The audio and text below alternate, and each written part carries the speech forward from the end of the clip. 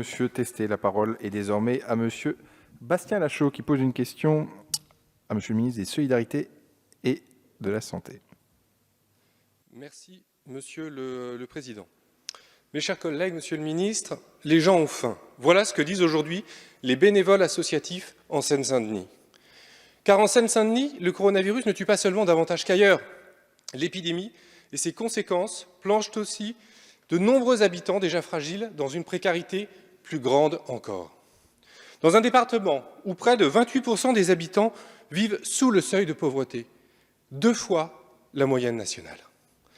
La crise sanitaire se double d'une crise sociale, une crise d'une gravité telle qu'elle est d'abord une crise alimentaire. Avoir faim, se demander comment l'on va nourrir sa famille. La question hante aujourd'hui le quotidien de milliers d'habitants du département. Partout, les files d'attente s'allongent devant les points de distribution alimentaire. Le nombre de demandes aux centres communaux d'action sociale explose. Les personnes concernées ne sont pas seulement les mêmes qu'avant le confinement. De nombreuses familles qui n'y avaient pas recours n'ont d'autre choix que de solliciter l'aide alimentaire et menacent de tomber dans la pauvreté. Le préfet de la Seine-Saint-Denis lui-même estimait récemment que 15 à 20 000 personnes risquent d'avoir du mal à se nourrir.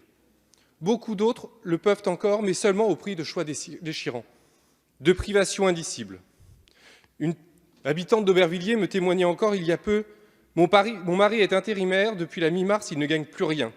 Nous ne touchons plus que les allocations pour les enfants. Je ne payerai pas mon loyer en avril. Ma priorité est de nourrir mes 3 enfants. » Comment peut-on accepter cela aujourd'hui en France, dans la 6e puissance économique mondiale? Depuis le début mars, c'est avant tout la générosité et l'élan de solidarité de la population, des associations, qui a permis de faire face à l'urgence. Pour beaucoup d'habitants, les distributions de paniers repas, de produits de première nécessité, le soutien humain aussi, ont constitué une aide cruciale, souvent la seule. Il faut rendre hommage à toutes celles et ceux qui se sont engagés sans compter. Mais ces dons volontaires ne suffisent pas à eux seuls, d'autant que les séquelles sociales de la crise seront durables. C'est à l'État de prendre ses responsabilités et d'agir massivement pour protéger toutes celles et ceux qui en ont besoin. Or, votre gouvernement ne prend pas la mesure de l'urgence sociale qui frappe la Seine-Saint-Denis.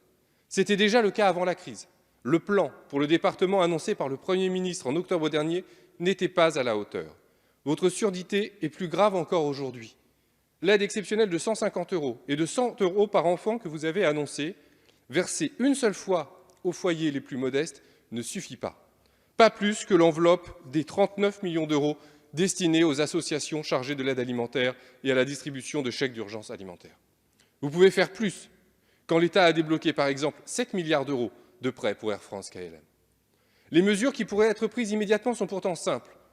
Je les ai déjà proposées au Premier ministre dans un courrier.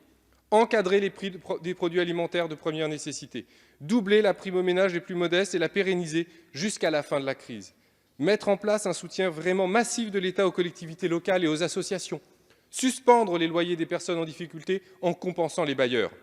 Je pourrais continuer. Ma question est donc simple.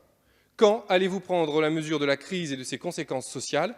Quand allez-vous déployer un vrai plan d'urgence pour que des milliers de personnes, y compris des enfants, n'éprouvent pas la faim aujourd'hui en Seine-Saint-Denis, aux portes de Paris?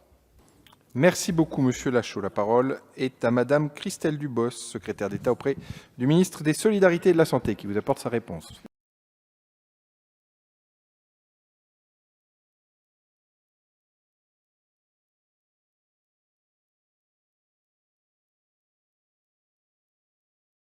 Merci, Monsieur le Président. Monsieur le député, merci de m'interpeller sur ce vaste sujet que nous avons pris à bras-le-corps dès le début de la crise et même avant la crise. Vous l'avez rappelé, le plan annoncé par le Premier ministre en octobre dernier pour un investissement massif dans ce département qui est l'un des plus pauvres de France métropolitaine. Et c'est pour cela qu'il y a un investissement massif pour les années à venir dans ce département.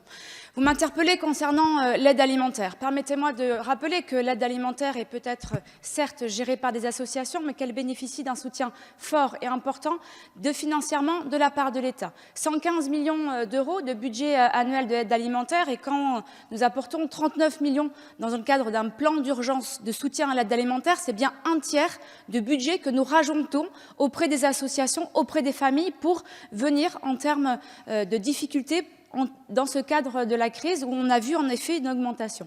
Quand nous accompagnons les associations pour faire en sorte que les bénévoles qui ne peuvent pas venir dans l'aide alimentaire puissent être remplacés par cet élan de solidarité, c'est un élément aussi important qui a été porté par les services de l'État, par les collectivités et par l'ensemble des citoyens et que je tiens également à saluer. Quand en plus des 115 millions d'euros, nous permettons 350 millions d'euros de défiscalisation de dons des particuliers et de dons d'entreprises qui viennent apporter là aussi des denrées alimentaires. Et quand nous continuons à travailler au-delà de la crise sur l'achat de denrées pour ces associations et que les denrées vont continuer à arriver comme on le fait tout le long de l'année avec un premier arrivage de 7 denrées qui vont arriver dans les prochains jours, de lait et de beurre qui arrivent tous les ans de façon annuelle, elles vont arriver au mois de juillet et en septembre, l'ensemble des autres produits vont continuer à arriver parce qu'il y a aussi en effet à préparer l'après avec une augmentation et à s'assurer que les stocks soient toujours là où les besoins en sont nécessaires. Permettez-moi d'apporter que sur la Seine-Saint-Denis, sur les 39 millions d'euros, donc 14 millions pour 100 000 foyers de chèques d'urgence alimentaire, Seine-Saint-Denis, 2,6 millions d'euros, 25 000 familles ont bénéficié de ces chèques d'urgence alimentaire. Vous avez parlé du préfet qui disait entre 15 et 20 000 foyers, donc nous avons bien apporté une réponse. Et sur l'aide exceptionnelle de solidarité, il s'agissait bien de répondre aux familles qui avaient des frais supplémentaires liés à l'alimentation. Je vous remercie. Merci beaucoup. La parole est